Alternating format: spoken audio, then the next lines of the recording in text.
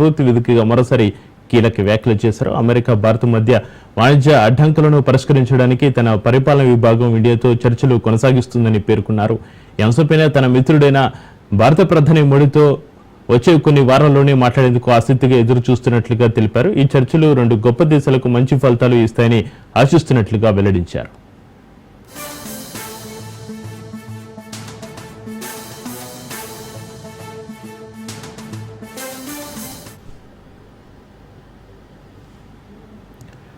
Russia నుంచి అధిక స్థాయిలో భారత చమురును దిగుమతి చేసుకుని విదేశాలకు అమ్ముతుందంటూ ఇటీవలి వరకు ట్రంప్ ఆగ్రహం వ్యక్తం చేస్తున్న సంగతి తెలిసిందే. షాంఘై సహకార సంస్థ శిఖరాగ్ర సదస్సుకు ఇటీవల హాజరైన ప్రధాని మోడీ అక్కడ చైనా అధ్యక్షుడు జిన్పింగ్, రష్యా అధ్యక్షుడు పుతిన్ ద్వైపాక్షిక భేటీలు నిర్వహించారు. ఈ భేటీ అనంతరం చైనా చీకటి వలయంలో భారత్ చిక్కుకున్నట్లుగా ట్రంప్ విమర్శలు గుప్పించారు. అనంతరం కొన్ని గంటల్లోనే తన స్వరం మార్చారు. భారత్ అమెరికా మధ్య బంధం చాలా ప్రత్యేకమైందని పేర్కొన్నారు. దాని గురించి ఆందోళన చెందాల్సిన అక్కర్లేదని తెలిపారు. ప్రధాని మోడీని ప్రశంసలతో ముంచెత్తారు.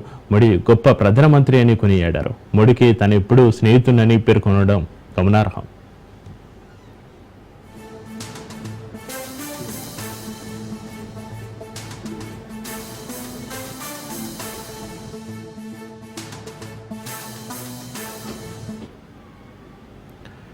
ట్రంప్ ప్రకటనతో భారత్ అమెరికా మధ్య నిలిచిపోయిన వాణిజ్య చర్చలు మళ్లీ పట్టాలెక్కే అవకాశం కనిపిస్తుంది. ఇరు దేశాల మధ్య ఉన్న వాణిజ్య అవరోధాలను తొలగించేందుకు చర్చలు పునఃప్రారంభించనున్నట్లుగా అమెరికా అధ్యక్షుడు డొనాల్డ్ ట్రంప్ మంగళవారం ప్రకటించారు.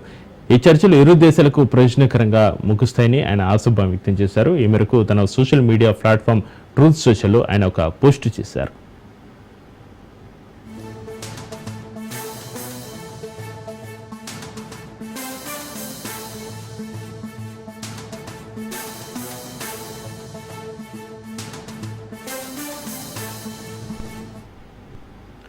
కొద్ది రోజుల క్రితం వైట్ హౌస్లో మాట్లాడుతూ ట్రంప్ కాస్త భిన్నమైన వ్యాఖ్యలు చేయడం గమనార్హం.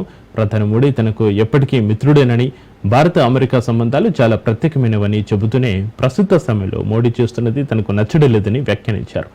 ఆందోళన చెందాల్సిన అవసరం లేదని, అప్పుడప్పుడు ఇలాంటివి జరుగుతూ ఉంటాయని అన్నారు. ఇటీవల భారత వస్తువులపై అమెరికా 50% వరకు సుంకాలు విధించిన నేపథ్యంలో ఈ పరిణామాలు చోటు చేసుకుంటున్నాయని, ఇక రష్యా నుంచి చమురు కొనుగోలుపై అదనంగా 25% రాజీనామా జరిమానా కూడా విధించింది.